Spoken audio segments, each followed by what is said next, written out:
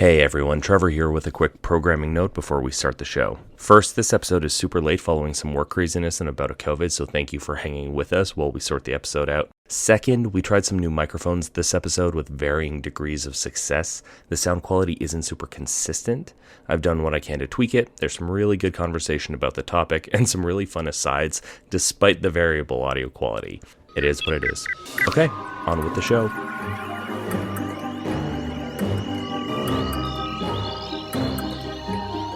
Hello and welcome to Writing and Robots. Welcome back to Writing and Robots after a bit of a hiatus.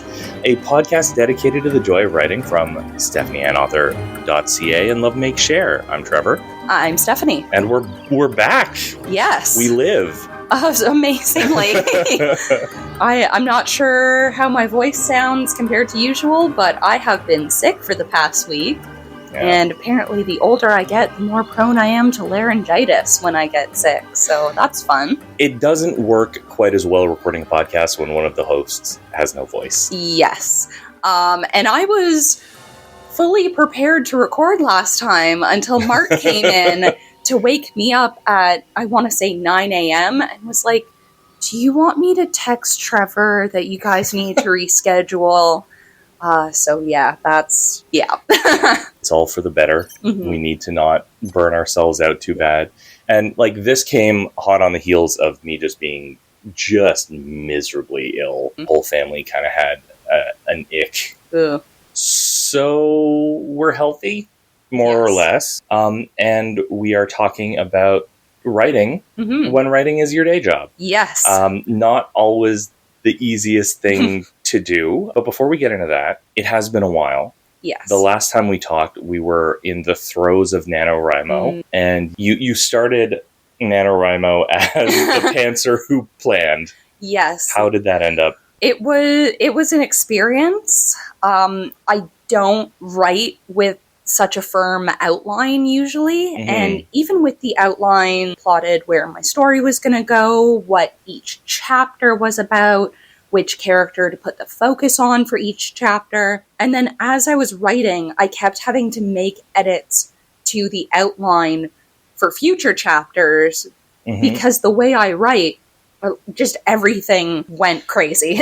Do you write in a generally linear format? Like, do you start at the beginning and work your way to the end? Or is it kind of like all over the place as you have ideas? It's mostly linear, but especially in that first draft, I do get very stream of consciousness. Okay. And, especially given whatever the topic is about. And in Modern Hauntings, I had a lot of moments of dark nights of the soul and introspection. Why did I become a ghost hunter? And so I had those very stream of consciousness moments where I just let the character talk. And in my outline, it would just say, like, Jackie talks about this. Sometimes I think my favorite note that I left myself was chaos ensues. That's a totally valid point in an outline. Meat puppets, just vague notes, because I know that the way I write, I start with a basic idea and I just kind of let everything flow through, and then it's in editing that I'll go back and be like, there's a great idea in here, I just need to beef it up.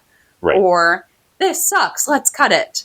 The only things I had really planned in detail were some of the gory bits, because I had such a specific image in my mind of like how I wanted the cows to look. Very much the cows in the movie Isolation meet The Thing from John Carpenter's The Thing. So very like messed up zombie cows with limbs where there's limbs. Maybe they like the taste of flesh. I had a lot of fun with the cows, but the cows aren't the only monsters and ghosts in that story. So I had different levels of horrific things.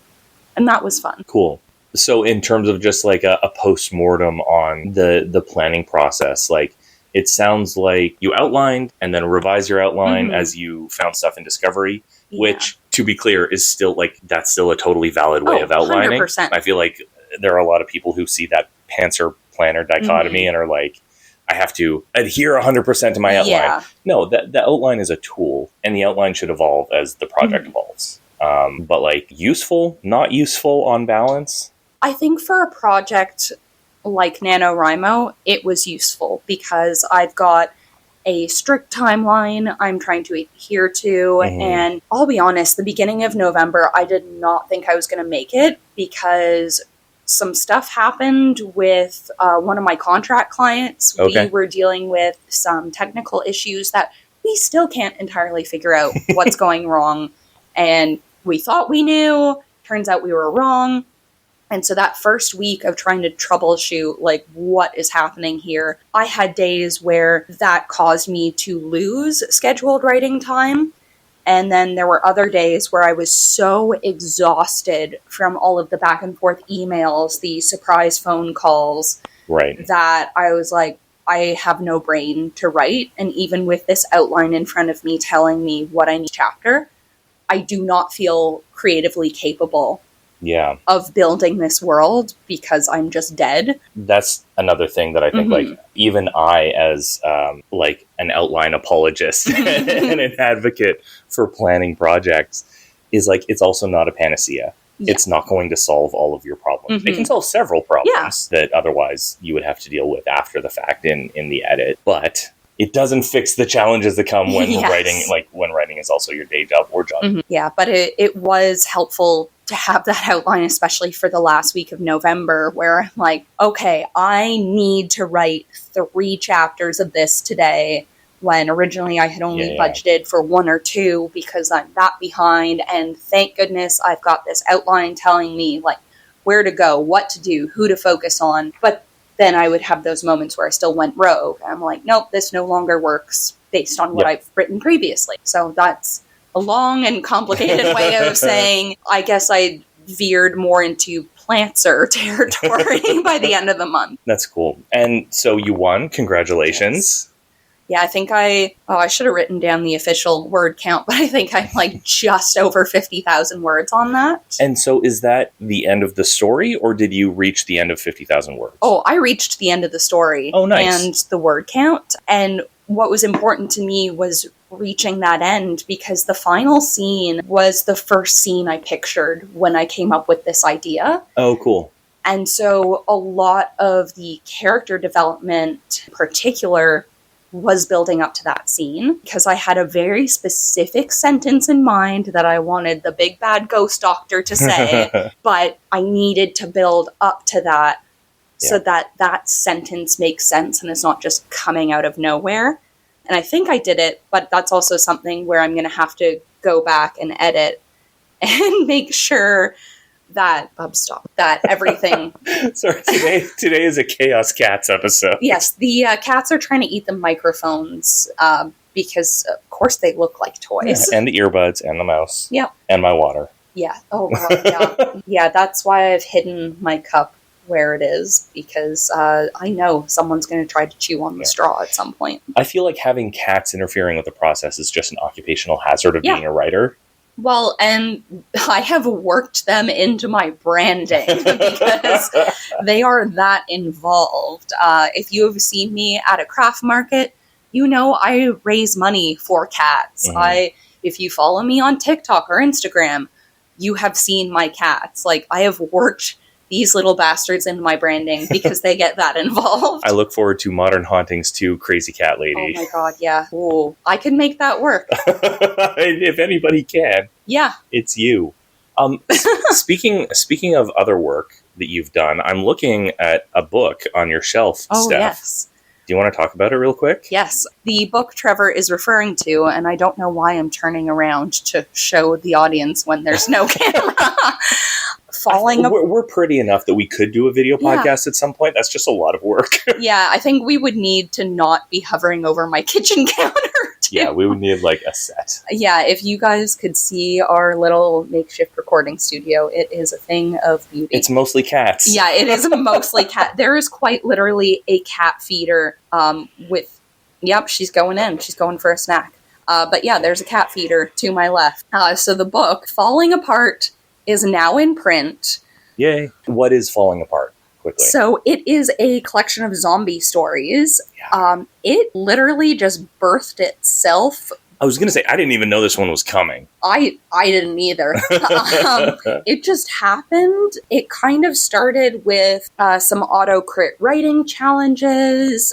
For some reason, the prompts led me down some very post-apocalyptic routes. Sweet. And zombies, and I had 3 random zombie stories that I had written for these writing challenges. And then I have Cold Cuts and Cigarettes, which I had published as an ebook only, because it's too small to appear in print on its own. If I were to print that, it would just be like a little pamphlet. And then, that one I could have waited to publish in a collection. You should do zines. Ooh, yeah. Like, that touches both the writer brain and the maker brain at the same time.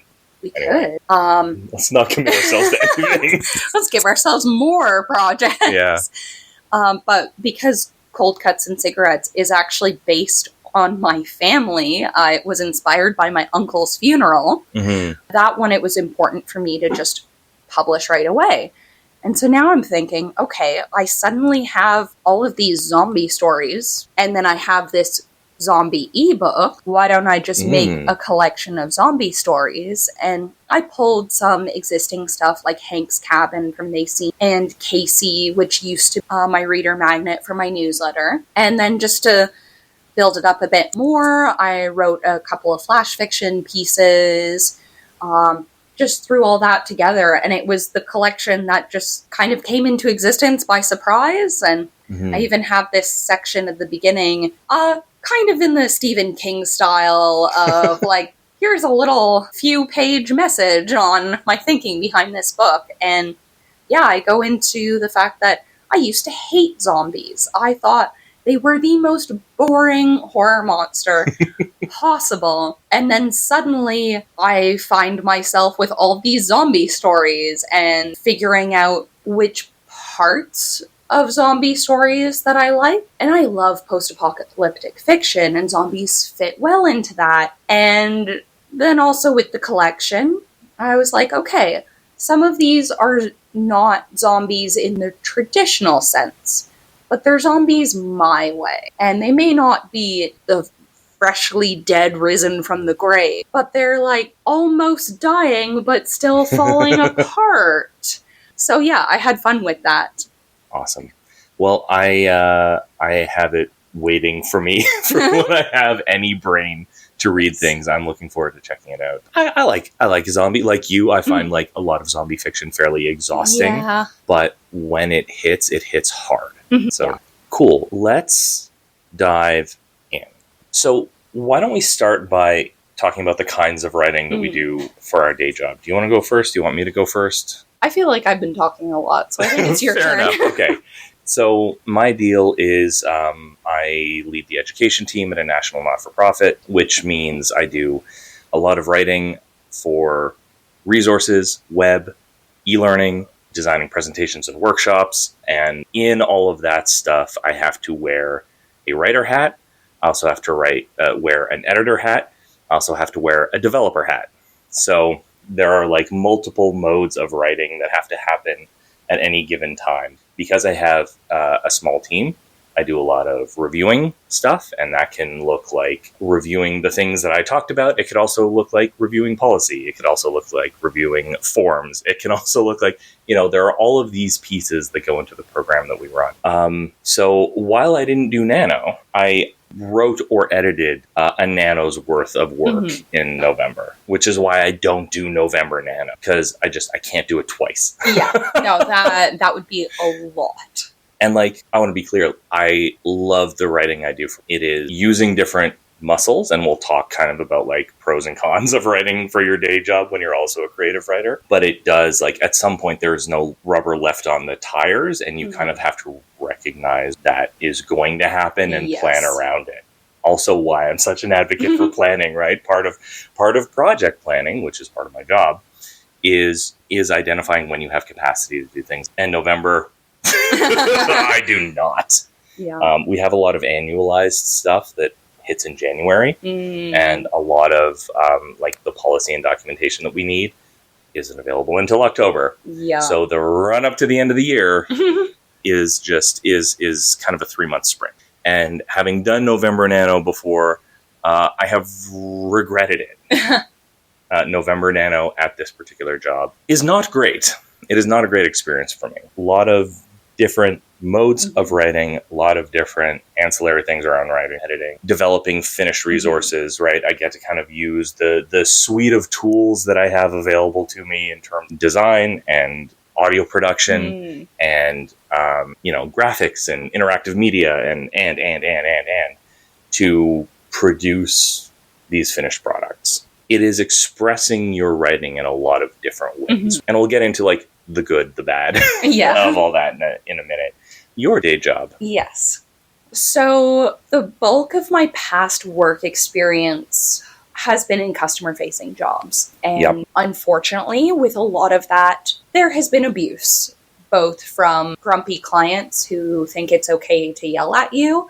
Hey, public service announcement, don't be a dick to retail workers, especially around the holidays. Or receptionists. Also it's not fun. And then also in a number of jobs I've had, abuse from staff and bosses, and sometimes didn't realize how bad it was until I left. And so my previous reception job that I recently left in July, I was being treated well by the people I was friends with at that job. There were some abuse in management, and I realized I could not take it anymore. And I had also hit the 2-year anniversary of my self-publishing. And I spoke to my husband, if I take on some contract clients so that I can work from home and a bit of stuff to pay the bills, are you okay if I just leave the workforce to focus on publishing? Which has been phenomenal. For starters, I'm now not losing 2 hours of my day on commuting, so I have that much more That's time. all right. Yes, I love that.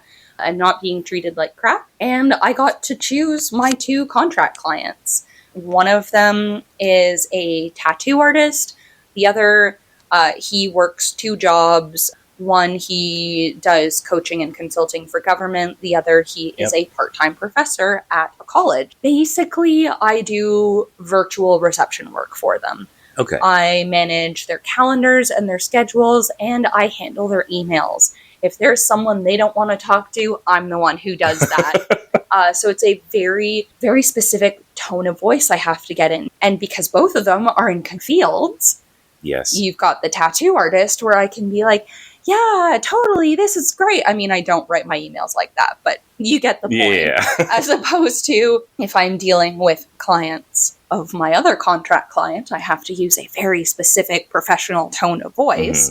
And thankfully, all of my previous reception jobs have prepared me for this because I have worked reception for completely different fields of work. I've been the more casual receptionist and I've been the more professional receptionist.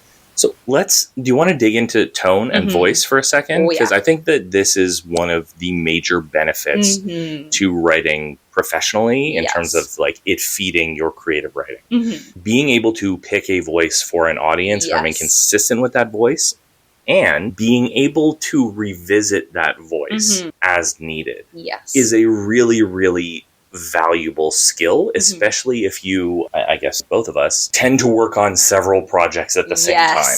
I was just doing the mental math. In a day, I can cycle through about 5 different tones of voice. Yeah. I have to keep the 5 voices separate throughout the day, and I have structured my work day in a way that allows for that. And also what's great about having so many customer-facing jobs throughout the past 15 plus years, I have spoken to all sorts of types of people.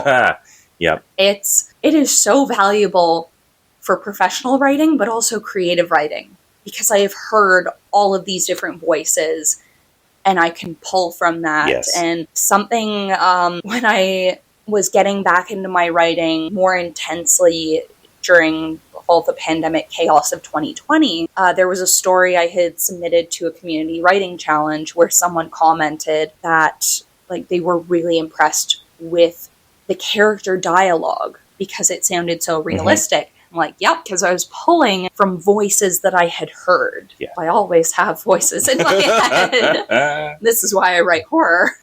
it is such a benefit to be able to not just speak to different people to absorb those voices, but also to be able to write for others.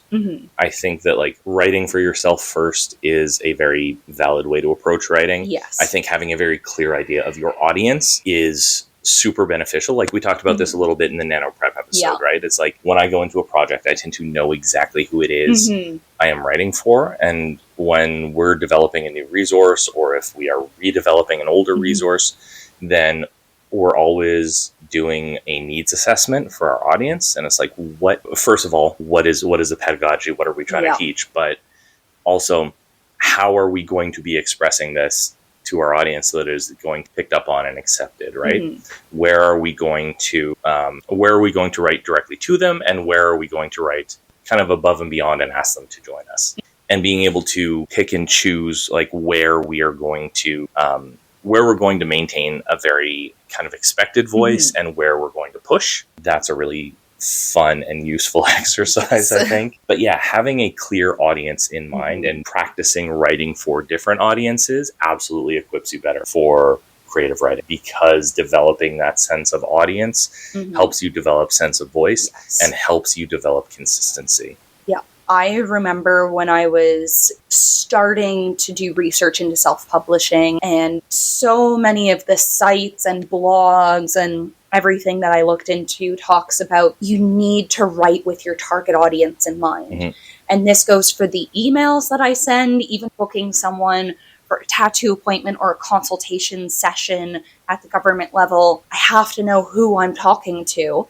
And with self-publishing, at first I was like, well, I can just write the stories that I want to write. It's fine. I don't get this. But, the more practiced I became with the world of self-publishing, and the more I got back into writing in 2020, I'm now at the point where if I'm at an event, just from talking to someone who comes up to my table, I can tell pretty quickly if they're part of my target audience.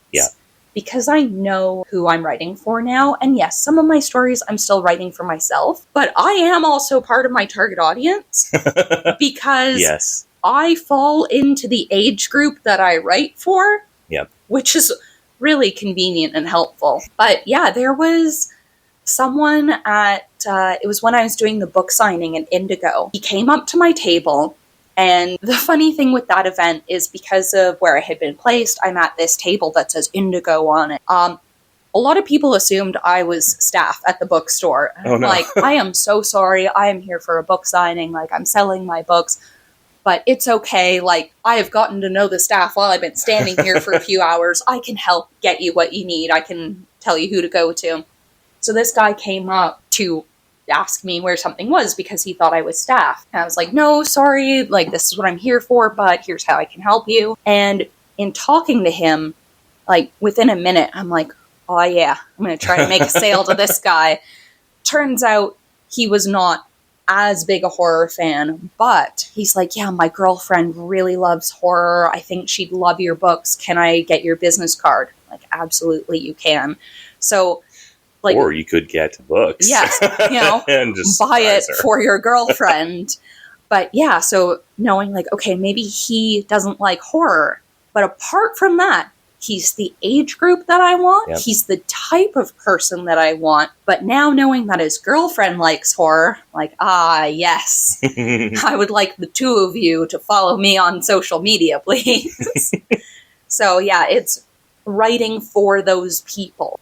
And yes, it is effective. I want to talk about like a potential con that I've noticed in my writing is that when you are so in the mode of picking a specific audience you're going to write and be like, today I'm writing for a middle grade audience, and now I'm writing for a professionalized audience, and now I'm writing for an audience of adult learners, and now I'm writing for an audience of whatever. When you are hopping from voice to voice to voice, I have noticed when I just sit down to write just cause, there's a bit of a flattening of my default voice. I don't think, like, I have to put on my own authorial voice when I'm just writing for kicks. Because there's just kind of an averaging. Like, the default voice is kind of absent a little bit. And it is something that is practice, and I have to kind of fit myself back into, because otherwise my experience is just like, I'm writing for this person, I'm writing for this person, I'm writing for this person, but what does it look like for me? It's kind of gone away a little bit. Yeah, I feel that too with my own stuff, especially now that I am quite literally writing to make money. Right. It's been so weird with the writing prompts, even just for the podcast, where like, I am not writing this to be published. I am writing this to put on a website for free forever, but it's still part of my brand. Yep. So I still have to keep with that. And it's weird. And I find the core Stephanie without all the voices just doesn't really exist anymore. Interesting. Because now, even if I write for myself, there's still the like, I have to keep it on brand. Right. And because I am the product I am selling to the world in a sense, I have to, like, there's a weird blurring of the lines in some. It's so interesting because, like, everything I do for work is for publication, which is just something that it just occurred to me. Yeah. Because, like, you have been prolific recently, and I'm not going to lie, like, as, on the one hand, I'm, like, celebrating how much stuff you've got out, and I'm like, this is incredible, and, like, I feel like your work keeps getting better every time. I'm even shocked. Yeah, but there's a little bit of jealousy as well. I'm like, I would love to have more of my stuff out there. But like, it just occurred to me that like, I am not the product I'm selling. Yeah. But literally everything I do for my day job is for publication, and it goes out to like tens of thousands of people. So I'm like, maybe I should be a little easier on myself. Yeah, because I mean, if you break it down that way, a little bit easier on myself. More people are reading your stuff than are reading my stuff. True. Sometimes they're told to do so, is the thing. I mean, like, there is some compulsory. If someone wants to tell people that they have to read my stories. I'll tell people. Yeah, I'll tell people that they have to read my stories. Yeah, it's compulsory reading. I'll start knocking on doors. Hello, have you heard about our new religion? One of those little books. Square readers. Be like, pay first, ask questions later. Yes. Yeah. Because even, like, just down to the TikToks, and when I was looking into all of the ins and outs of self-publishing back in 2020, and they're like, it's okay to have a presence on all social media platforms, but you need to pick the main ones to focus on because you can't spread yourself thin. So yes, I have a Twitter account, X. Do I use it? Not really. Yeah. I've even been debating whether I want to keep it, but that's a whole other story. Yeah, I feel like I'm increasingly incentivized to not be on X. So but in those early days, I'm like, okay, I'm going to have the Twitter, the Instagram, the Facebook, the TikTok, and we're just going to see where things go. And despite the fact that I am a millennial who is not hip with the youth, I've done pretty well on TikTok. I have made book sales from TikTok. That's good. So you're seeing conversions. Yeah. So I'm like, yeah, I'll put all my energy into TikTok if this is what the people like. And they've got those like, this time last year, this is what you posted. Seeing the videos I made in 2020 and 2021 compared to what I'm making now, back then it was like, yes, this is what the TikTok of an author is supposed to be, and I am doing what I think the people want. It was when I started displaying the most unhinged side of myself that people were like, yes, we would like to read her books. Oh, a unique voice. Yes. Yeah. So looking back on some of those old videos, I'm like, man, that was bad. But now I just dial up my crazy. So it's still me, but it's the weirdest parts of me. But it's a voice that you put on, that you practice through. But it's also still me. So it's another one of those like blurred lines things. And totally. I wear weird stuff sometimes, and I have clothing with fun patterns. And sometimes I'll make a video that's all about my books, and I'll get all these comments like, I love your shirt. That's so awesome. And I'm like, not the point. It's not the point. But also, this is who I am. Yeah. If you go to an event and see me at a table, this is just what you look like. And using that towards my branding, because past 2 events I've done at the Square Lemon Market in November, I had on this cute 1950s style dress with black cats all over it. Yep. And people were coming up, just had to see what you were selling because I love your style. I'm like, thank you. Now that you're here, buy a book. No one would ever say that to me. And then for the event that I just did for the comic book shop like a week ago, because, okay, full disclosure, I am very behind. I am not caught up in Doctor Who. But with all the... Those specials are pretty good, Steph. I'm not caught up. Good. I'm really disappointed in myself, especially since my first tattoo ever is a Doctor Who tattoo. So we're just going to pretend like TARDIS is at your wedding. I know. So we're going to pretend that I have my shit together and that I'm not behind in all of my TV shows. On that note, The one show I'm not behind on? Some friends are very disappointed to learn that I have not yet watched the full of the House of Usher. And they're like, you were the one person we expected to have seen this already. Like, I know I'm behind. Anyway, I digress. Because I was getting caught up with all it, like, I'm still following all the Doctor Who stuff on Instagram. I know what's happening, even though I haven't seen the shows. I have a Van Gogh Starry Night dress with matching socks. And I wore a TARDIS necklace, so I was very Van Gogh TARDIS look. Love it. Because it was at the comic book shop. Mm-hmm. Like, I like to dress in themes.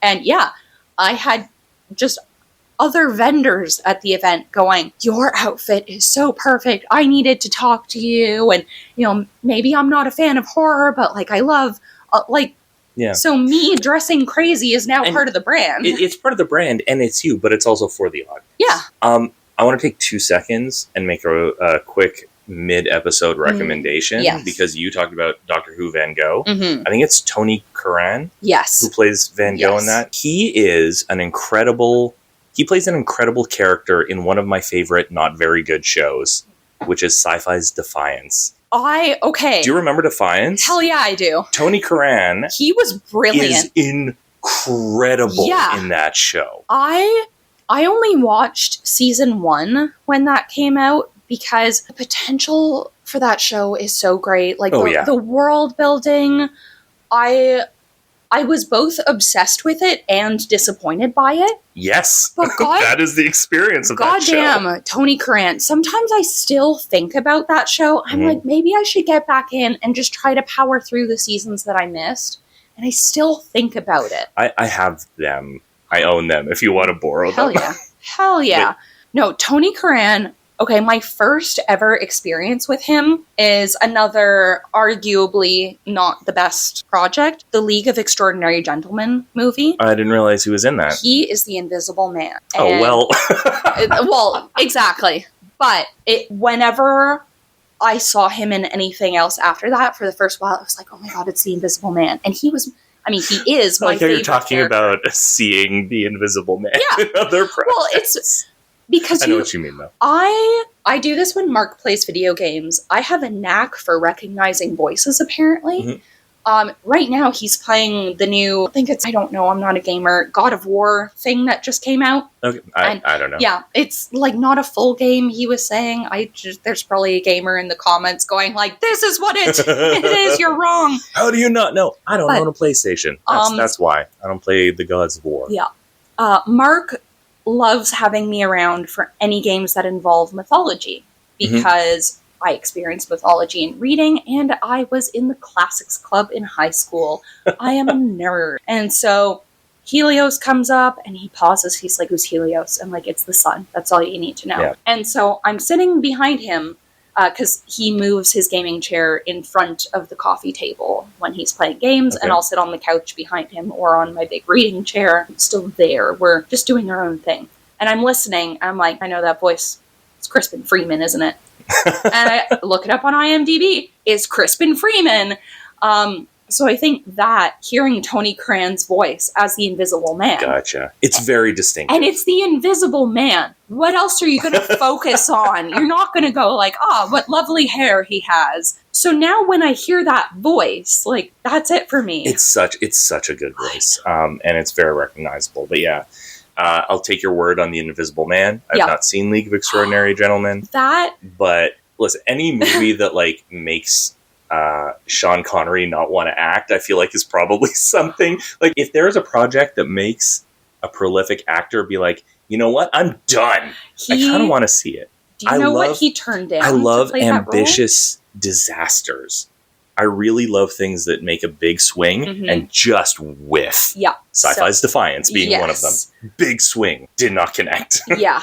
Apparently Sean Connery turned down Gandalf in Lord of the Rings because he thought Leave Extraordinary Gentleman was going to do better. Brutal. Yeah. You know what? I knew that. He did that because he previously turned down Morpheus in The Matrix because he didn't understand the script. Oh. And that crushed, right? Yeah. So it ended up, instead of being Will Smith and Sean Connery, it ended up being Keanu Reeves and Lawrence Fishburne. And of course, The Matrix became what it became and birthed this whole new genre of cool that nobody knew existed. And he was like, okay, the next thing that comes my way, if I don't understand the script, it's probably going to be a hit. And so he said yes to LXG. I love that. I haven't seen the movie, and yet that is a piece of trivia that I have in my head. This is how I adore the movie, and part of that is realizing that it's not the best thing ever, but it's one of those like core memory things for me because it was when my mom and I started to watch a lot of movies together. It was back when you could rent DVDs from the video store. It's always been such a good experience. I miss it. Some of the stuff that I watch just because I'm like, this looks cool. My mom, huge Sean Connery. And I was just slowly starting to get into literature. I think I had just read Dracula for the first time. Okay. So I see this DVD at the Rogers video store. And I'm like, Mom, this has Sean Connery. And it's got Mina Harker from Dracula. So we should watch it because it's going to be really cool. And I did not know it came from a comic book. I was just like, oh, cool, literary characters. This is awesome. And I loved it. Although I was not as well-read back then, I had no idea who Moriarty was. So I did not understand that plot point at all. And yet I still rewatched the film, not having a clue who Moriarty was. And then, of course, after I read all of Sherlock Holmes, I'm like, oh, this makes so much more sense. And it's still not the best film ever, but it's still one of my favorites, and I'll defend it. And that's okay. That's okay. Yes, I have since read the comics. Don't worry. This has been a very extended aside, so we should pivot back. Yeah, we have gone so far off topic so many times today. You know what? We're getting into the holidays. Yeah. It's been a busy couple of months for both of us. I've been loopy off of NyQuil for a week. I feel like we're allowed to have an episode that's a little loose. But to pivot back, I want to just hit a little bit of a lightning round of really positive things about writing for your day job as it pertains to your creative writing. If you were writing all the time, that is practice. Like advice that people always give about how to be a better writer is you read a lot and write a lot. And if you're writing for your day job, you were doing both of those things literally all the time. You get really, really good at absorbing information and turning it into turning it into text. Right? And you cannot shortcut your way or speed run your way to practice. It is just about volume. And I am a significantly better writer because I write. I always wrote in my spare time, but it was when I lost my job at the beginning of the pandemic. And I actually got sick, not COVID, thankfully, at the beginning of the pandemic. So after a few months of moping, oh, woe is me, lost my job, don't know what's going on, the world is on fire, got back into writing. The moment I started being able to write whenever and not just, oh, I have a spare 30 seconds, I can shovel something in. I could just write whenever I wanted to, and I could write as much as I wanted to. That's when I started to notice that I was actually improving. I even remember it was early on, you were beta reading you've read a lot of my stuff, and you're like, yeah, your writing has really gotten stronger since the last thing I read of yours. And I'm like, cool, it's working.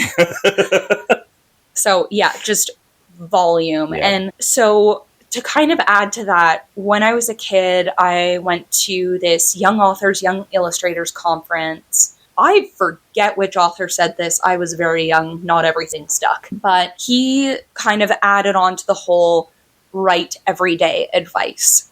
And he said that doesn't mean you need to sit down and write a whole novel every day. Sometimes it's okay if what you're writing every day is just your brochure. You're still writing something. And especially now that I am writing every day for work, and like when I was sick, I did not have the mental capacity to properly edit the tunnel, right, which is what I'm working on right now. I realized I was a little loopy sometimes. So I didn't take off because I'm a workaholic, but Steph.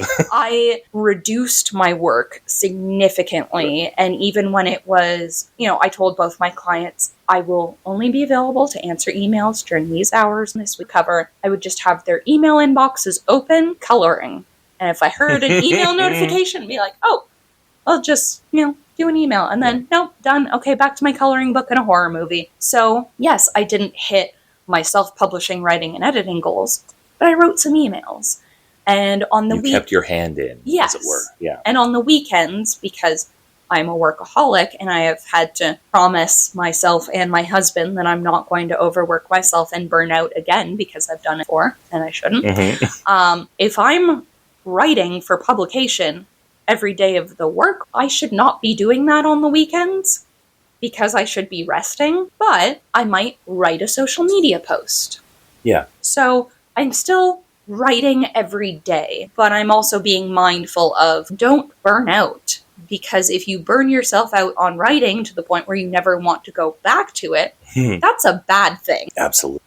Yeah, we'll get more into like the bad of writing for your day job. To that, do you find that like when you are writing for your day job, writing just kind of begets writing? If you are in the practice of writing, you are kind of inspired and encouraged to continue. Like you develop a certain amount of inertia. Mm-hmm. I'm writing. Yeah. I'm just going to continue writing. Yeah, and I mean, I have the problem that a lot of neurodivergents face, the executive dysfunction. Sometimes that rears its ugly head, and I'm like, nope, sit at your damn desk, which is one of the problems of working from home. I'm like, oh, I'm not inspired right now. I'm just going to go do some dishes. It's fine. Like, nope, sit at your damn desk during work hours. Thankfully, I have a cat who screams at me every time I so much as get up to go to the bathroom. I wish I was kidding. Benefit to having the cats around. Yes, so she keeps me working. But man, on those days where I'm like, yes, everything is like, can't find the words right now. I'm making motions with my hands where everything is perfect. I'm like, yeah, I just fired off all these emails and now I'm going to edit, and oh yeah, I'm really on a roll and I know how to fix this chapter, and ooh, now I've got an idea for the short story that I want to write this after. Oh crap, I've missed lunch. And but yeah, you get both days. You get the days where you get so into it that writing begets more writing and you're like, oh no, I haven't eaten anything. And then the days where it's like, this is my job. I need to treat it as a job. I need to keep my butt in the chair. And you don't want to do it too bad. You have to do it because you chose this. Yeah, both days definitely exist. Mm-hmm. Like with everything, there are no hard and fast rules, other than planning is good. But no, embrace the chaos. But like on that note, I think planning is is a skill that you practice writing for your day job. You have to know when you're going to do writing. You have to know what it is you're going to write. You have to be able to fit the projects you are doing into the time that you have available. And if it's going to be a longer term project, then you have to be able to chunk it and identify when you're going to. So as you are doing all of this volume, you learn to plan how you use that. And I do joke about like embrace the chaos, go rogue on your plan. Which is, again, a totally valid... If you could look at my desk and my computer desktop, the planning I do, despite being against plan, I'm like, okay, I was sick this past week, didn't meet any of my editing goals, obviously, because I was prioritizing my health. Next week, I have written down how many chapters and which chapters of the tunnel I'm going to edit each day in order to maximize my productivity, because I've just randomly done research on like what hours are best for creative work and what hours are best for emails and analytical work. I break out my workday so meticulously. I have several alarms on my phone telling me, this is fascinating to me. Yeah, it's weird, So, but it's like, it's not fascinating because I think it's weird. It's fascinating because like that is not like the hours that you use for creative work are wildly different than the hours that I have available for creative work. So my thing is like, okay, I need to do as much advanced work as I possibly can and as much like digesting of the thing as I can, so that when I have whatever time I have, I just go. Yeah. Right? Because that's the time, that's the slot that is available. And I am very aware of that, because sometimes I will be getting ready for bed and I'll get messages from you about the podcast or something. I'm like, oh, it's Trevor's creative time. Like, I'll stay up a little and message him. Or there's been the odd time where I'm really tired. I'm like, this is a tomorrow problem. I'm going to reply to him tomorrow. And to be clear, if I am ever messaging you at absurd times about the podcast or about like, you know, I'll be asleep. If I'm editing something, you're like, yeah, exactly. But it's like that is the first opportunity I have that day to do something that is not work or family related. But it's also when we have a partnership like this for something like the podcast, it's being mindful of the other person's schedule. Yeah, absolutely. Like, I knew you were going to be busy in November. So for the podcast we did, for that period, I was like, okay, when are we meeting up? We got to get this in the calendar before Trevor gets swamped. You have 3 kids to take care of. I do not. I have screaming cats. It's completely different. But you run your own business. Yeah. So, like, it's not like you don't also have considerable demands on But, like, I know, because I have the freedom to message you whenever I want during the day of, hey, I had this idea, or hey, just checking in that we're still doing this. I can message you whenever I want, but I have to be mindful that you don't have the same daily structure that I do. Yeah, I might see it, but I may not be getting back to you for about 7 hours, depending on what time in the day I know, like, okay, Trevor hasn't seen the message and it's been 6 hours. I'm not going to be like, oh, I'm so offended. He doesn't want to work with me. It's like, no, he will get back to me when it's for his schedule, because our writing schedules are not the same. Looking at my list, we have taken this lightning round and made it a little bit more of a rolling thunder round, I think. I don't even know that I've looked at my list, and yet I have still managed to bring up points that I wrote down. Yeah, I'm actually really impressed. Your screen has been off, and I see your notes on this side of my screen, and you've been way through. Yeah. Oh, look at that. Structure is important. Oh, wait, that's for email writing. Oh, well, I mean, structure is important when you write emails. Yeah. But I think, like, we're talking about planning a little bit, and, like, it's not just about planning your day and planning your schedule, but, like, one of the reasons that I'm such an advocate for planning your projects is because, and this is to transition to another point here, it's like, if you've got if you were doing corporate writing, then there's going to be an approvals process. Yes. And there are going to be other people who you have to get to buy in. So before I start anything, there is a planning process that functionally gets signed off on, right? I have a certain amount of autonomy and a certain amount of discretion to direct the activities of the team. But for bigger things that are going to require buy-in of time and money from the organization as a whole, I have to produce a pretty detailed plan of what it's going to be. Like, people need to know what I'm building before I commit the team to months of development on something. And it's the same with self-publishing. Like, I have digital Post-it notes on my desktop. They're all color-coded. One of them, I have literally planned out my writing and editing goals until December 2024. Wow. And obviously, some of that could change because I have left some flexibility in some areas of, like, hey, maybe I'll get this done sooner, but, like, this is when it has to be done. Because Skull Daddy is in the hands of beta readers right now. I asked everyone to try to get me their feedback by January 1st. I gave them 2 months. One person read it twice in one day and then gave me his feedback by the end of the day. Super valuable feedback, too. So it wasn't like, oh, yeah, I just read it. Like, very valuable, so I appreciate this person. But I know that I'm going to be expecting comments from people in that week. And yes, like with every beta reading thing, there's always going to be some people who just never get back to me. I'm used to that at this point. But I'm expecting that first week of January is when it's all going to start trickling in. So I'm going to spend January doing my whole post-beta reading process. Right. And I have a month in mind for when I would like to publish Skull Daddy. So I know, breaking everything, I know January has to be for that round of editing. And by a certain time, I have to get things off to a developmental editor and then plan to make changes from that and get it to a copy editor, all so that I can have this it's not a short story, this novella published by May at the latest, because that is the timeline I have set for myself. Now, if I am ahead of my goals on anything, I would love to get that out April. But I knew that time I sent it to the beta readers, April was a bit too close given everything that has to happen afterwards. So it's all about planning and structure. Yeah.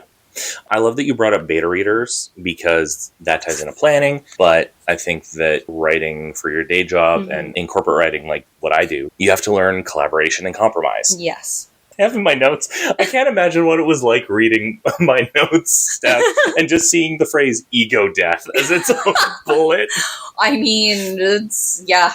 But like, there's a certain amount of, like, when you are so much in the grind of producing an outline, getting feedback, making changes, producing drafts, getting feedback, making changes, going to publication, getting translation done, right? Providing feedback on that, getting revisions, soliciting feedback from your audience after publication, revisiting things, revising things, producing new versions. There is a beautiful thing that happens where you are just like, the product is not...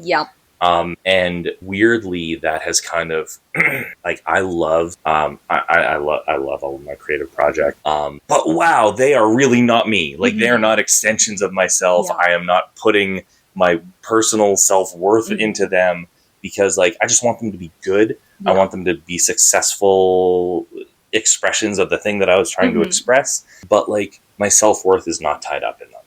And that is kind of a beautiful place to be, I think. Yeah. And that sense of ego death absolutely comes from corporate writing and not creative writing. Yeah, and you have to learn not to take things personally, especially like when I started out, I thought, because I had so many short stories, I was like, yeah, I'll be the kind of author who submits my short stories to all these publications. And rejection. You learn to build a thick skin with that. And then I was like, nope, I'm going a different route because this isn't working. And I found a route that worked for me.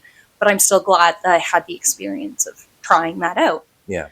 But yeah, with any level in the editing process and beta reading, you're going to get people, whether they're right or wrong, leaving you comments for beta reading for coping mechanisms. For the story Silver. Everyone, with the exception of one beta reader, gave me the same feedback. And the majority was just like, yep, this is so gross. That's a whole lot of nope. Ew, fuck no. That one person said, I don't really like the characters.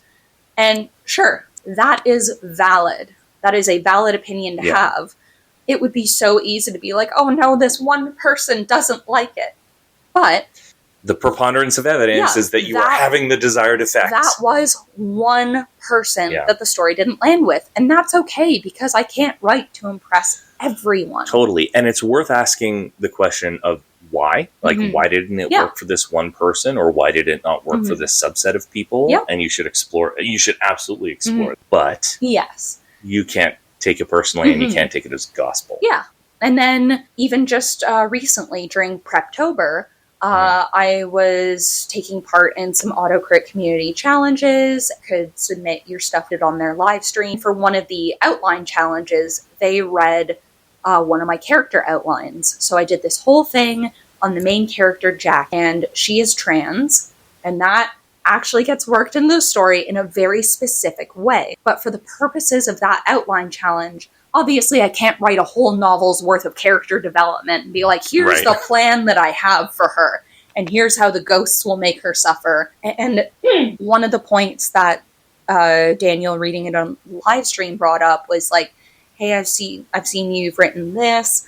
Just be careful that you're not making her being a trans woman being her only like character trait. You want to avoid that. Yeah. And it's like, yes, I totally get what you're saying. However, I know that I'm going to use her whole backstory leading up to her transition to tie into why she became a ghost hunter. And then it also ties in to stuff that happens later on and the way people treat her throughout the story because of who she is and how that creates additional conflict. So I couldn't let myself be discouraged at that point because A, the person reading it did not know the whole story yet. Yep. But B, I still had to be mindful of his comment of, yes, I cannot reduce Jackie to just, she's trans and that's the only interesting thing about her. Yeah. Because, I mean, A, that's just not a very interesting character at all if they only have one thing of note. And B, especially nowadays, you don't want people being like, well, you know, you're just doing it to be woke. So, and it's like, I mean, it would also be bad allyship to just be like, yeah. Just, can I just say, I'm so glad that the feedback that you got was, you know, functionally make sure you're not being a bad ally. Oh, absolutely. Rather than make sure that there's like a very specific reason in here for her being trans. Otherwise, you shouldn't do it. Because it's like some people are just trans, some people are just queer. Like, it just in the way that like a hat is not a personality or whatever, like a gender identity is not a personality, but also some people, that's just who some people are. Yes. And so it is just as valid to want to include the whole spectrum of human existence just the same way it is like to want to include the most common elements of. And I find I'm glad that was the feedback you got on that point. Especially working the horror genre, that is something I have to be so careful of because I am on the queer spectrum. You don't want to be burying your gays by accident. Yeah. Like, I want to represent people like me, but I don't want to be accused of, you know, I kill off everyone that I can in my stories, not just the gays. But I don't want someone to be like, you only killed off this character because, like, they're trans or they're a lesbian. Yeah. And I had that problem when writing Skull Daddy because the family has lesbian parents. And I didn't want anyone to think, like, oh, you're just punishing them for their lifestyle choices. Because the wrong reading of that story... Woof, that is a phrase. Yeah. Yeah, okay. And so I made sure to be extra careful in creating this all-female family, but in making sure it made sense to the plot, but also not having those elements of, I'm burying the gays, because it's a trope. So I found what I hope are creative ways to make everything work on all fronts, so that I could have the characters that I want, tell the story that I want, and not be a bad ally. Yeah. And so far, in that one bit of beta reader feedback I've gotten, there has been no issue on that front. Good. So we'll see what other people say, because obviously there are different opinions. But so far, I feel confident that I have not buried my gays unnecessarily. Quite literally, like, only 3 characters survive that, and only 1 is human. So, like, I'm not just burying the gays. Like, I'm burying everyone who gets in the way of Skull Daddy. I'm going to pitch you another idea, separate from Modern Hauntings 2. Unbury your gays. Yes. A zombie pride story. The next zombie collection. Oh, I like that. I think we are just about through our list of positives here, but I do want to note that, like, there is an element of economy and speed and efficiency that comes with, one, just producing in volume, and 2, working to deadlines. Yep. Those things are super valuable skills to have. On the one hand, you kind of develop them if you're just writing frequently for yourself, but you definitely develop them writing in a professionalized environment. So yeah, I don't know how much we want to dig into that one. I think that's a very clear benefit. Are there any other, like, positives that we want to talk about in terms of writing professionally versus, like, writing for your day job? Or should we start delving into the deep, dark depths? Yeah, I think I've more or less covered it. Yeah, I feel like I've just got dark stuff left. Okay, well, that's good. Yeah. Why don't we take a quick break? I will step away for 2 seconds, and then we will come back and talk about the downsides of writing for your day job.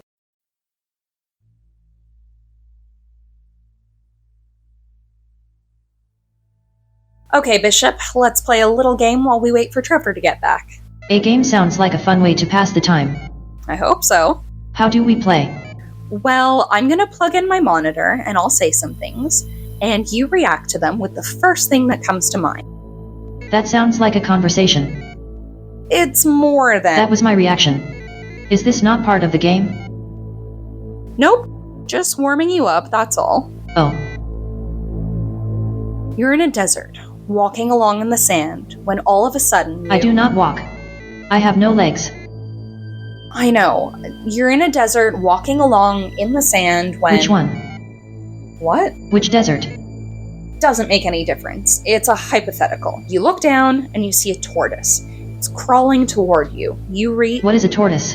You know what a turtle is? Yes. The same thing. I have never seen a turtle. Reach down, you flip the tortoise over on its back. The tortoise lays on its back, its belly baking in the hot sun, beating its legs, trying to turn itself over, but it can't. Not without your help. But you're not helping. Why would I not be helping? I don't know, you're not helping. You tell me, why is that, Bishop? This feels like a test. Just a game. I get kind of nervous when I take tests. Just answer as quickly as you can. I already had a diagnostic test this week. Okay, let's get back. What's going on? Hello, Trevor. Steph has been teaching me this game. Oh. Shall we play a game? Bishop, sleep mode, please. Good night, Moon.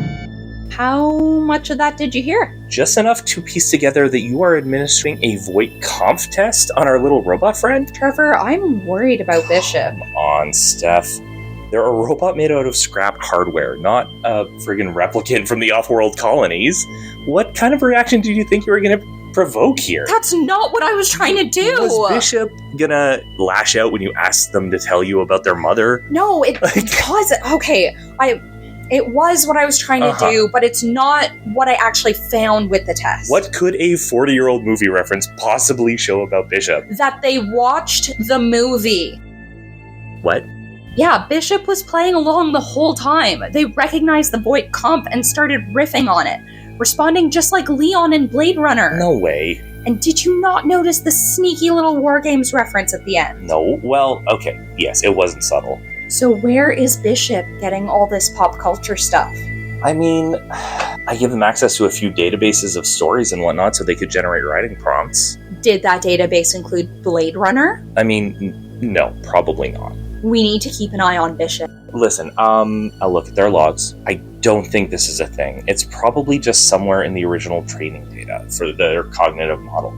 Like, you think the nerd who made an open source AI framework isn't going to be a Ridley Scott fan? I mean, maybe. Okay, I'll check later. All right? In the meantime, try not to worry about it. Get back to the show.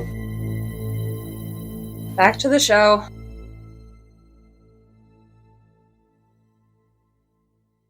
Bishop is okay, probably? Hopefully. Okay, Steph. If you had to pick, like, a number one top worst thing about writing for your day job? I kind of touched on it before. Now that it's my day job, I can't just be like, you know what?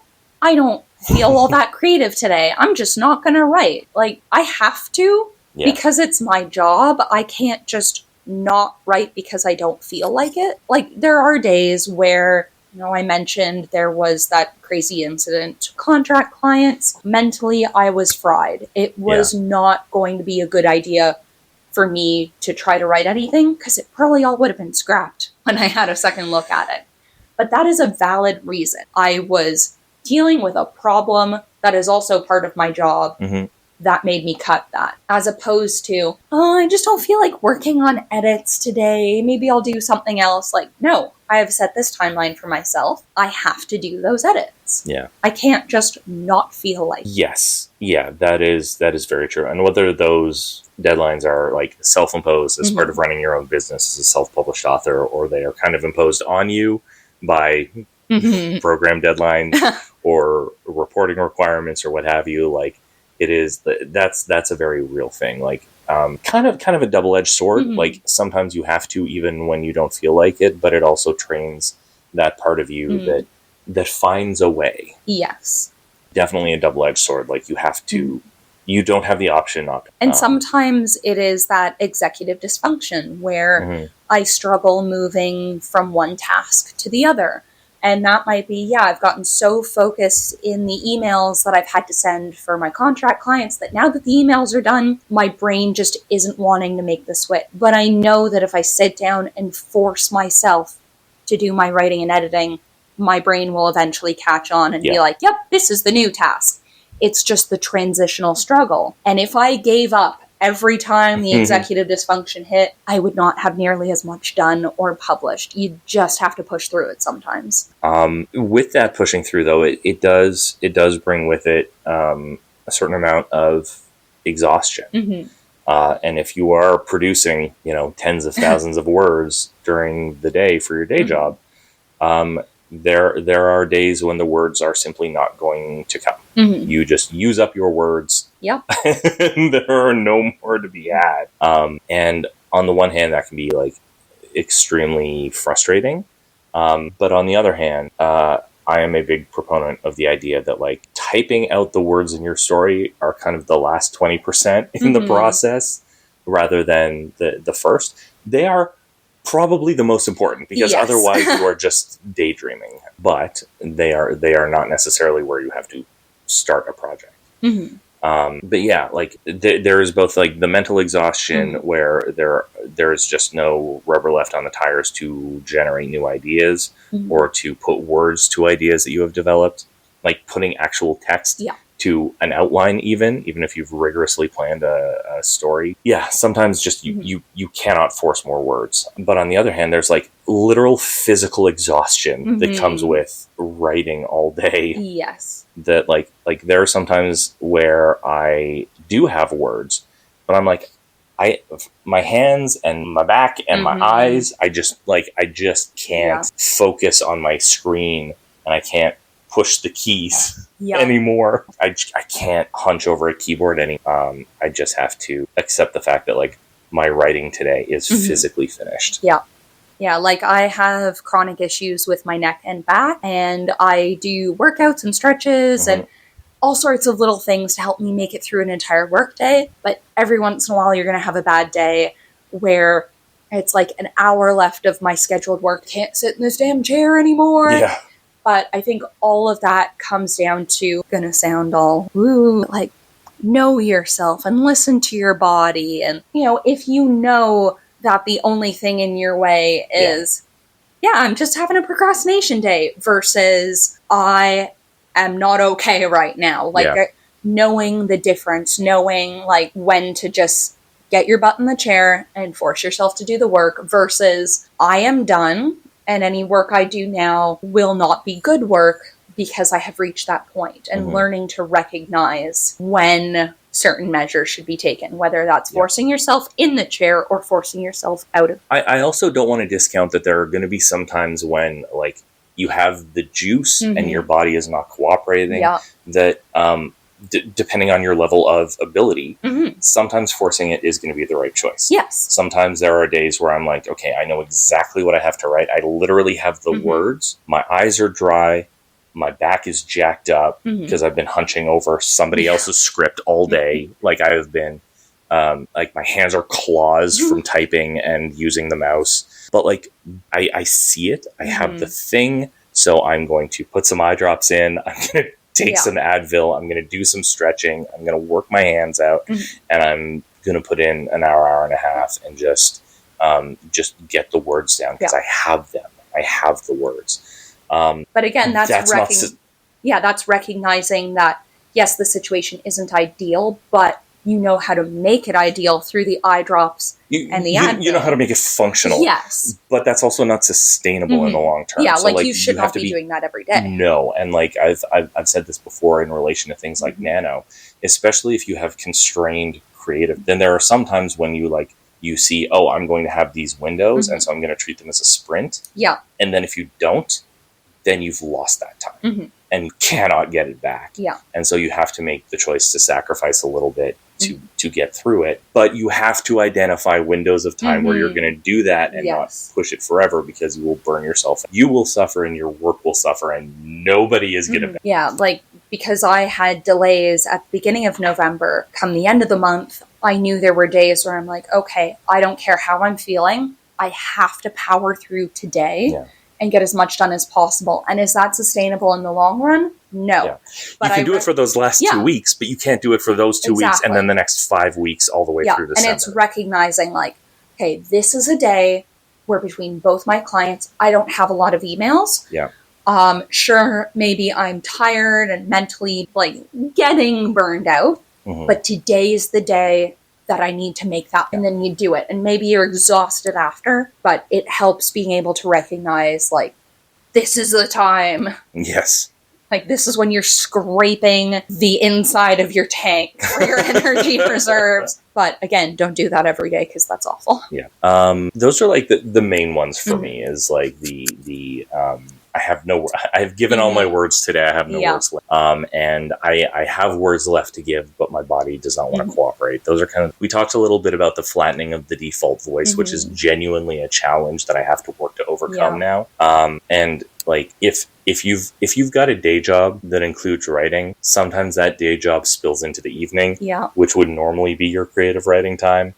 And you just like, you have to put words on the page for your day job. Sometimes there are deadlines. Yeah. Sometimes you were not able to be as productive during. Some days there are just meetings. Yeah. Some days are just all meetings and don't allow for like the writing time that you need, and so you have to take work home. I have one contract client who is very good about texting. Everything is a text. If it's something a little longer, I get sent a voice message. If I have a meeting about anything, it is planned in advance. Like, I am asked, what is your schedule for this? Blah, blah, blah. The other contract client, surprise, the phone's ringing. You've got a meeting you weren't expecting. Because that's just the way that person works. And sometimes with the urgency of the stuff they deal with, it makes sense of, oh no, something's happened we weren't expecting. I have to call Stephanie immediately. Totally fine. Some days I am spending so long answering emails, booking appointments on 2 completely different booking sites and softwares. And it's like, it is now past lunchtime. I have done absolutely none of my own writing and editing. But damn, I got a lot of other work done. Yeah, highly productive, but eats into your personal writing time. Productive, but not in the way that I hoped. Do you have other deep, dark challenges that come with not writing necessarily for your day job? A challenge, but more just a shift. When I was in my late early 20s, just with some of the mental health stuff I was going through, my parents were getting a divorce. That's a whole other topic entirely. I use writing as a form of escapism. And all of my writing was just for me. And of course, there was that little part of, maybe someday I'll be a published author and someone will read this. And now that I'm in my 30s looking back, I'm like, no one's ever going to read that. But I can't use that as escapism anymore. And sure, I can escape into my stories as I am living, breathing them for editing and writing purposes, but I'm not using them as a place to run away to anymore. Yeah. And these are not like little personal introspections or writing projects that no one else is ever going to see. I am intending for lots of people to see this. And if you've read anything I've written, my personal traumas inspire and inform a lot of what I write. But I'm not going to info dump, like, I didn't have a good relationship with this parent because blah, blah, blah. Like, I mean, yeah, sure, in some of my stories and lines, you're like, I can see there's some issues there. But I'm not going to, do, like, 2000s kid, like, venting on writing for somebody else is not your opportunity to trauma dump. Yeah, exactly. Now, I can use that trauma for this character, and what if they don't get along with their dad, but they're trying real hard, and perfect. It's going to make a well-rounded, fleshed-out character. I can take my own trauma and go, you know what? I didn't have it quite that bad. But what if I dialed up this one section to 11? I mean, again, bringing up Silver. I like to tell people that story is based on something that Mark and I lived through. Yep. Super gross. And so I took the bare bones. Was that the apartment that we moved you out of when you moved here? Yeah. Yeah. Okay. Yeah, I see it. It's so gross. The bugs. It was. Okay, here's the trigger warning for anyone listening right now. The bugs raining down from the ceiling, that was real. Now, not in the... Steph, no. Not in the biblical proportions that I write in the story, but we had those bowl light fixtures in the ceiling. And, yes, very similar to the one you are looking at now, Trevor. Mm-hmm. I'm just going to move over here. Yep, you could see all of this would be darkness from the little corpses.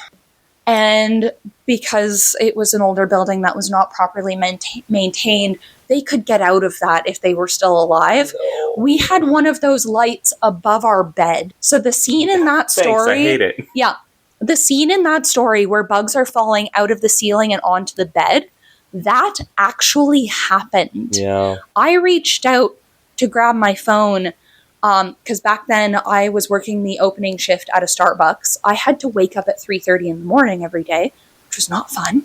Believe it. My alarm went off and I reached over to turn off the alarm on my phone and there were bugs on my bedside table. So yeah, the events in that story actually happened. Just dialed up. Yeah, and so I just... a little bit. The characters are loosely based on me and Mark. Yeah. But I changed them a little. We had two... You added unlikable parts for that one beta reader. Yeah, absolutely. We had 2 cats at the time, but I felt the story would do better with only 1 cat. So I made Max the star of the story. He was our scene good boy. And then any scene involving bugs, I took the normal amount of bugs that Mark and I experienced. The normal amount of which bugs. Which was, oh God, we had to throw out... Still too many bugs. We had to throw out an entire vacuum because it was just filled with little... Just choked to death with bugs. Yeah, bug corpses. I wish I was exaggerating. And so then I took the I wish I was exaggerating numbers and I actually exaggerated them to the point where it's like a wave of bugs spilling down the staircase. Yeah. So that story is based on fact. So yeah, but it's different. Like you even in doing so, like you have to be considerate of your audience. And I don't mean that in being like, oh, I'm going to dial this back because people have problems with bugs. But this is horror. I dial everything up. But like, I no longer get to just kind of like turn inward. Yeah. In this, like I have to be mindful of how I am producing this for an audience. Yeah. Well, and so I'm not using it as escapism or therapy anymore, but I am taking I'm taking what I've lived through as inspiration. And like with Cold Cuts and Cigarettes, I mentioned that's inspired by my uncle's funeral. Now, does that mean my dad is an alcoholic who couldn't cope with his zombie brother's death? No, that's not at all what happened. He was totally fine with his zombie brother's death. I mean, yeah. I took aspects of my uncle's death and kind of wove that into Bob's narrative. They both died in completely different ways. I will be very clear about that. There was no cancerous cat involved. That cat, however, is slightly based off of my cat Minerva. There's little bits in there. My dad is not an alcoholic. My sister is not in a physically abusive relationship, but I took aspects of their personalities and wove it into the characters who would fit well in that circumstance. So there's a little bit of my sister in Danny, but Danny and my sister are nothing alike, if that makes any sense. Yeah. There's a little bit of me in the narrator, but I am not the narrator. So, yeah. Is there anything else that we want to talk about? I think we have mostly exhausted our lists. Unless you have anything else for the negatives. Otherwise, we can move on to recommendation. Yeah, I think I've dealt with everything on my list in some form. Nice. And I had never planned on it because planting is the way to go. We find things in discovery. Yes. Yeah. Okay. So, do you have a recommendation for this week? I do. Okay. This week, I'm going to recommend a graphic novel. I read it a couple weeks ago, and it's just been on my mind. Haunthology by Jeremy Hahn. Okay. Oh, I gotta show you the cover. It's beautiful. Where is it? Okay, I organize everything alphabetically. How am I struggling? So it's a very hipster-looking Cthulhu on the front. Okay. Haunt. For the listener, it is spelled Hauntology. Haunthology. Yes. So, because his last name is Hahn. But there's also like haunt in it? Yeah. Okay. I have discovered since 2020 that one of my new, not guilty pleasures, 'cause I don't feel guilty about it, but probably because the pandemic in my writing, I love seeing how the pandemic changed art, whether that's making movies and TV, writing books, and even just like I just recently finished reading The Strain, and that book was written before 2020, but reading it after 2020, it's like, oh. Is The Strain Guillermo del Toro? Yes, it is. So I love seeing how the pandemic has affected both past and future works of art. I want the inevitable book to be like, to just go through all of the media and be like, what was this supposed to be? And then what did it become? Yeah. Like off the top of my head, No Time to Die, right? The Bond movie, 100% that ended up changing because of the pandemic. Well, and I know the, Falcon and the Winter Soldier. That was going to be the other thing that I was going to bring up. They had to change the story because it was going to be about a virus. And they're like, maybe not. So I love stuff like that. Or seeing all of the horror movies that were made where it's all found footage over Zoom screens. Yep. Because they could still make a movie without having actors in the same room. Love that stuff. Super clever. And so Anthology is a graphic novel. You can clearly see that pandemic influence. In reading some of the authors' like notes and stuff, I was like, this kind of feels like me, where it was pandemic and he didn't know what to do. And he just wrote little stories and then he put all the little stories into a book. And some of the horror stories, it's like, yes, this is just normal horror. And others, it's like, this was very influenced by the pandemic. Like, there was a woman ordering Amazon package after Amazon package. Like, that was pandemic life for some people. So it's fascinating. And some of the stories are a few pages long. Some are panels long. Some have more drawn out lore. Some are just like, boom, here's a horrible thing. Deal with it. So I particularly enjoyed this graphic. Awesome. And the art is pretty. Nice. Yeah.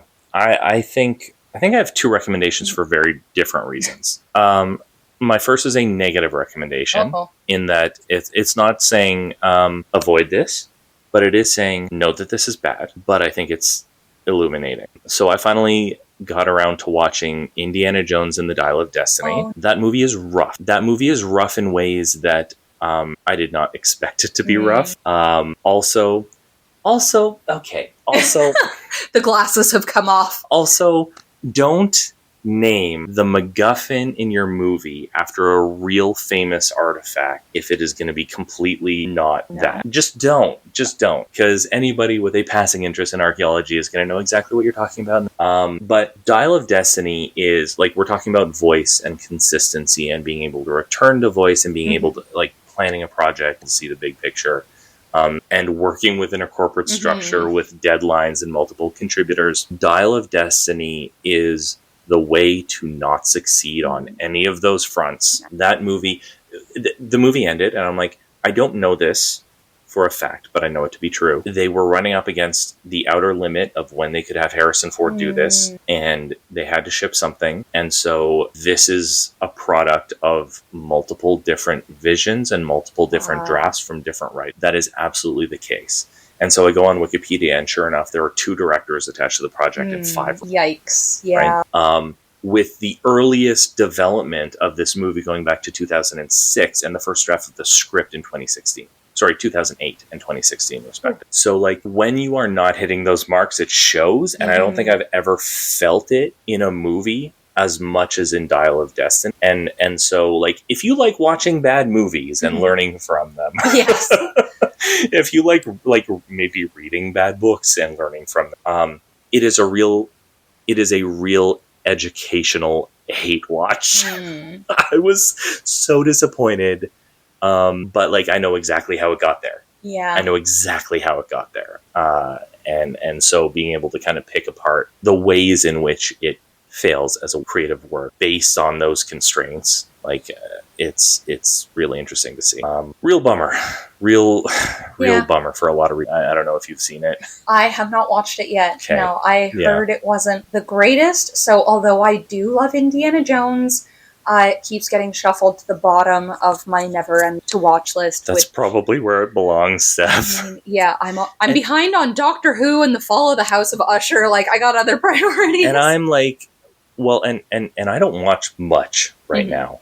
I watched Doctor Who, 3 hours spread over 3 weeks. Nice. That fit in the schedule just fine. I made time for Indiana Jones stuff. But yeah, and like, I'm a Crystal Skull apologist. I kind of liked what they did with the setting in that movie, and the bad things in that movie were atrocious. Yeah. Like, there were good elements in that movie. Totally. Yeah. Like, the good indie stuff in that movie was like I think some actually top-notch Indiana Jones. It's just the bad stuff was just truly heinously bad. But yeah, Dial of Destiny was an educational watch for me. And I'm going to be thinking about the exact ways in which it failed as a product for a long time. What a disappointment. On the flip side, Steph, I don't know if you noticed, but the world's a bit of a mess right now. It seems like there's a lot of bad stuff happening. Why do you think I write horror? I have been a longtime fan of, I don't know that I've ever actually said this name, certainly not on a recording, but Murakami. Oh, yes. I've loved his work for a long, long time. There's something about like the dreamlike way that he writes that really, really speaks to my sensibilities. He has a short story collection called After the Quake that I read a little while ago that I've been thinking about recently. And it is about how people reorder their lives after experiencing a collective trauma. And with politics being the way it is right now, and with geopolitics being the way it is right now, you know, I feel like we are in a lot of ways feeling acute after effects of COVID-19, while it is still among us in a very real and pressing way. Exploring the ways in which people can, in imperfect and often beautiful ways, respond to a collective trauma, I think was healing, and I kind of want to go back and reread After the Quake. The world, it's always worse. Yeah, I don't know. I am fundamentally a hopeful person, but I just kind of want to acknowledge that it is a mess. And that literature can help us with that, either exploring which it gets worse or could be worse, or like the ways in which maybe we have the ability to still connect with people and grow beyond. I think I made a TikTok about that maybe a couple months ago, where I was like, there's two kinds of writers. The first kind is, life is horrible, so I'm going to create a world where, you know, things go according to plan, or the world that I want to live in, you know, this hope for the future. And then the second type is me, where it's, the world is a dark and disturbing place, and I thrive off the chaos. So yes. I think After the Quake Bowl's right down the middle. The world is an awful and challenging and hard place, and yet there are moments of beauty in the tragedy, and I like that because that feels honest. Steph, you've got a bunch of books and stories and stuff available right now. Do you want to run the list real quick, and then we'll say so long?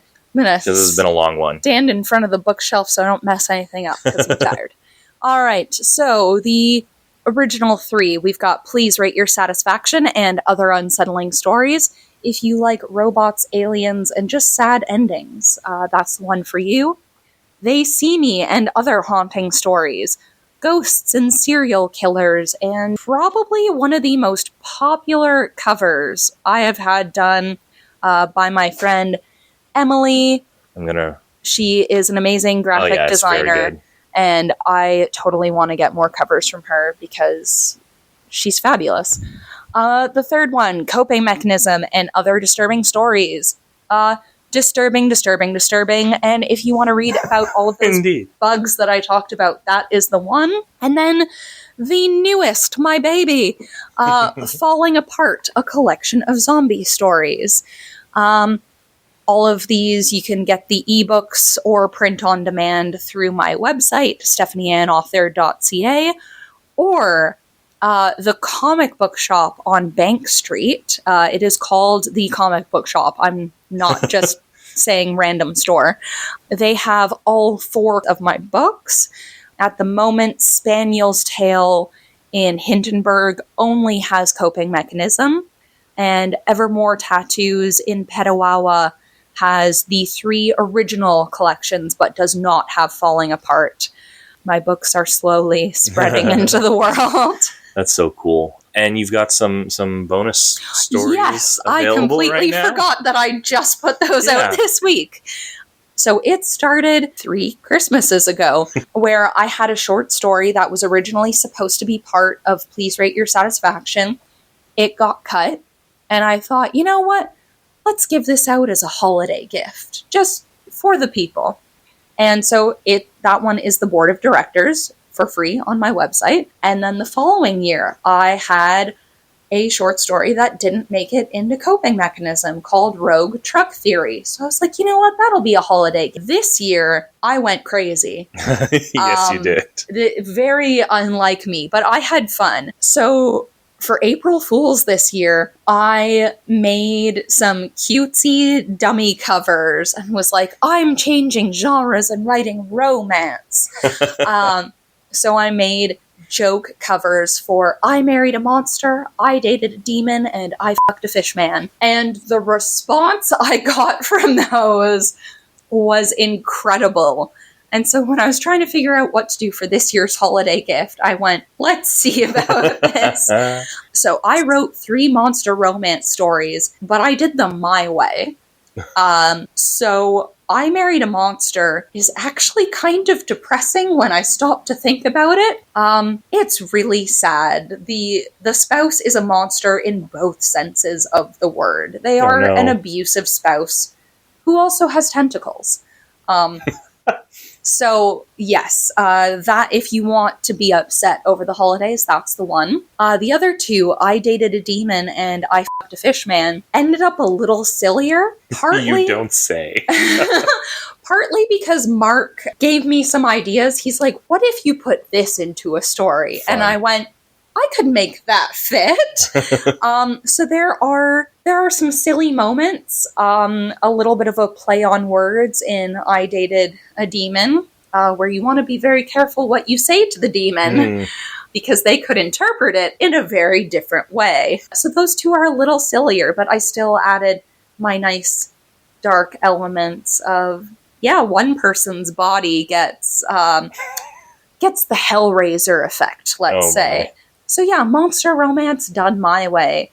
And those are completely free. And so far, I've been tracking the downloads. They've been doing well. Who knows? Maybe someday there could be a whole collection of these weird and twisted monster romances gone wrong. Wonderful. I'm so excited to have so much of your work to read over the next few weeks, because I have beta feedback to give you. Also, all of these new stories that you've put out. Steph. There we go. Instagram, stephanie.ann.author. TikTok, stephanie.ann.author. Twitter or X. I'm not gonna promote that one because I think I'm gonna just, 2024, I'm making a lot of changes. I'm changing up my blog. I think I'm just gonna get rid of Twitter and X. Yeah, I'm making this official. Okay. I've been waffling for too long. Committing to it here. So Instagram and TikTok, and then Facebook, Stephanie Ann Author. And then, obviously, the website, stephanieannauthor.ca. And Trevor, where can they find you? You can find me on various socials. Search for Love Make Share, and you'll find something that I've done. I have been... we should maybe talk about social media as a writer and building author brands, because I've been feeling real not great about social media recently and haven't been using it. I don't know that I feel bad about it. I have a lot of talking about that, so maybe let's make that add it to the list. But in the meantime, search for Love Make Share. You'll find I've been doing some 3D printing stuff recently that is on my Instagram. Twitter/X for however long that lasts, likely not long. Instagram, and as well as YouTube, Love Make Share TV and lovemakeshare.ca. As we've already proven, I am on social media more than Trevor is. So if you cannot find him, send me a DM and I will help you find Trevor. You can be my virtual assistant as well.